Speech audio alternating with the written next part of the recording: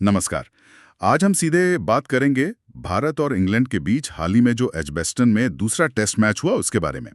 हमारे पास इस पर एक विश्लेषण है और हम कोशिश करेंगे कि मैच की खास बातें, जो अहम प्रदर्शन रहे और सीरीज के लिए इसके क्या मायने हैं, वो समझें। बिल्कुल। और शुरुआत करते हैं उस ऐतिहासिक जीत से। मतलब भारत ने 336 रनों से इंग्लैंड को हराया। ये रनों के लिहाज से एक, आप कह सकती हैं, बहुत बड़ी जीत है। और सीरीज अब 1-1 से बराबर हो गई है। खास बात यह भी है कि एजबेस्टन में भारत की ये पहली टेस्ट जीत है, तो ये और भी स्पेशल बन जाती है। हाँ, और इस जीत के हीरो तो भाई कप्तान शुभमन गिल रहे। पहली पारी में 269, फिर दूसरी में नाबाद 161। आंकड़े तो मतलब गजब के हैं। लेकिन क्या ये सिर्फ आंकड़ों की बात है, या आपको लगता है कप्तानी का जो भार है वो उन्हें और बेहतर खेलने के लिए प्रेरित कर रहा है? ये बहुत ही दिलचस्प पॉइंट है। कुल मिलाकर 430 रन एक मैच में, ये किसी भी कप्तान द्वारा बनाए गए सबसे ज्यादा रन है। तो प्रदर्शन तो खैर असाधारण था ही, उन्हें मैन ऑफ द मैच भी मिला इसी वजह से। और हाँ, ऐसा लग तो रहा है कि जिम्मेदारी का एहसास उनकी खेल को बिखेरने की बजाय और निखार रहा है। शायद वो अतिरिक्त फोकस, वो टीम के लिए बड़ा स्कोर करने की इच्छा, वो साफ दिख रही है उनके खेल में।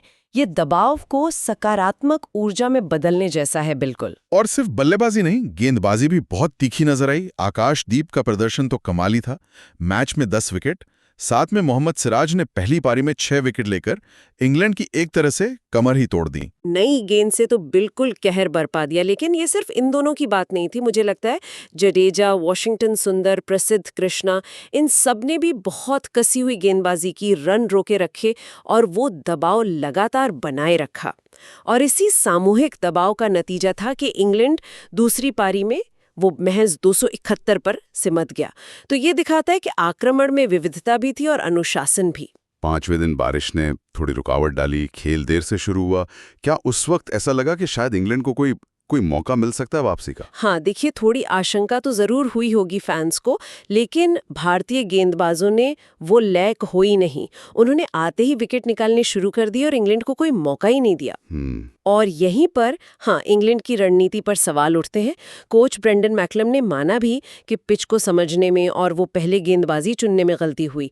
लेकिन क्या ये सिर्फ पिच की बात थी या उनकी बल्लेबाजी में भी कुछ गहरी समस्याएं दिख रही हैं? और कप्तान बेन स्टोक्स का फॉर्म भी, वो भी एक चिंता का विषय बना हुआ है उनके लिए। बल्ले से रन नहीं आ रहे हैं और कप्तानी के कुछ फैसले भी वो सवालों के घेरे में हैं। निश्चित तौर पर स्टोक्स एक बेहतरीन खिलाड़ी हैं, इसमें कोई शक नहीं। लेकिन फिलहाल वो अपनी सर्वश्रेष्ठ लय में बिल्कुल नहीं दिख रहे। उन पर बल्लेबाजी और कप्तानी दोनों ही मोर्चों पर वापसी का काफी भारी दबाव है।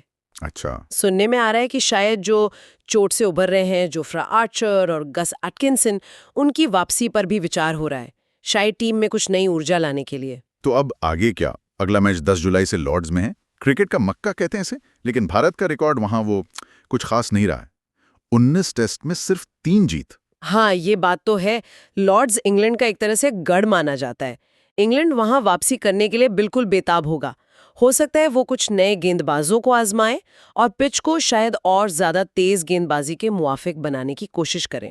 ये भारत के लिए एक बड़ी चुनौती होगी, खासकर एजबेस्टन की इस शानदार जीत के बाद उस लय को बरकरार रखना। तो संक्षेप में कहें तो एजबेस्टन की जीत भारत के लिए एक टॉनिक की तरह काम करेगी।